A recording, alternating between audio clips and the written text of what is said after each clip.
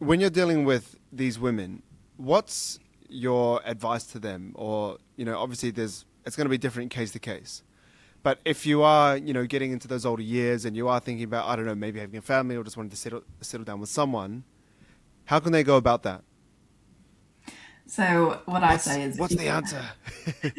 there's a few, but the main one I say as well is like you've got to stop the detours.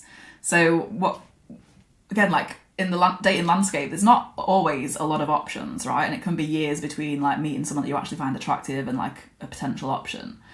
And so then when that person comes along, it can be easy to just like throw your non-negotiables out the window and just start like negotiating with that and taking a detour.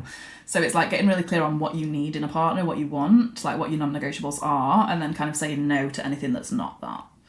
Because before, like a lot of women kind of hope on the potential and be like, oh, we can make it work. But then when you've got enough experience under your belt and realise actually that approach didn't get me where I wanted to go, it's about doing it differently and not having like the chemistry override, that better judgment.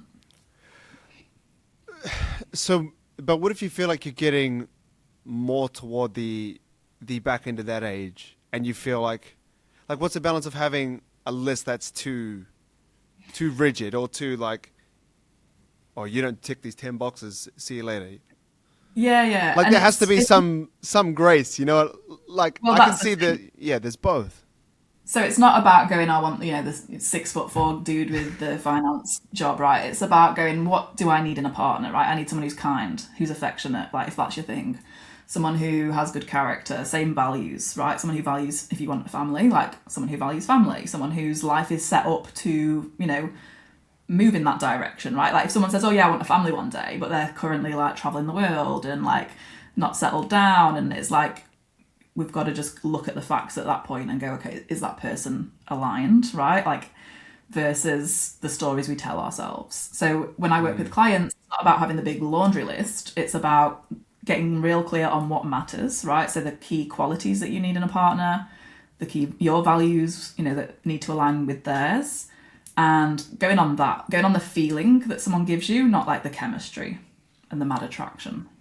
Yeah, and I think that's one thing that I've discovered a lot since being married for quite a long time is um, like a lot of your relationship is, well, especially because we're parents, it's kind of like the non-glamorous side of a relationship. Like it's sitting down talking, which I actually love. I love talking to my wife, thank God.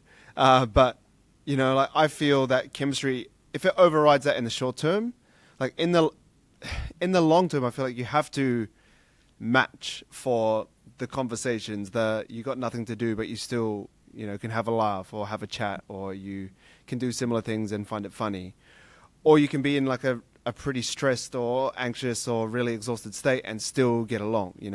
That's one thing that I found out. Like, how do you get to that point without, let's say, committing, I don't know, 3 to 6 months to someone, or is that part of the deal? How do you get to that point, as in working out if they can be Yeah, that person? because it's hard to, like, you can't speed run a Yeah. relationship. Like, you can't just be like on the first day, all right, okay, let's like really figure out if we're going to get along when there's nothing else to do. But you can see hints of it, right? So you said a little while ago about like when you would ask questions and they'd kind of like skirt around it. That person's not going to be a great option for raising kids when you're both stressed and like having those honest conversations you need when stuff needs to happen. You need to make decisions, right? So it's like going kind of in your mind, like not future pacing, right? But just going, right, there's something I saw a little while back and it was like, do you want this person next to you on your worst day? Because it's not about the Mm. best day. Like, everyone can be there for each other when times are good and the attraction's there and everything's fine. It's when you're ill, right, or when you've had an injury. Like, is this person going to be supportive, or are they going to be like disappearing off with their friends and like kind of not being there for you? And again, it's coming back to that character, right? How someone treats you, their consistency, and also kind of like that authenticity, right? That genuineness of connection. Because we can kind of feel when someone's just interested in the surface level versus when they're, wanting to be a partner for life, right? Yeah, maybe I just wasn't too good at it.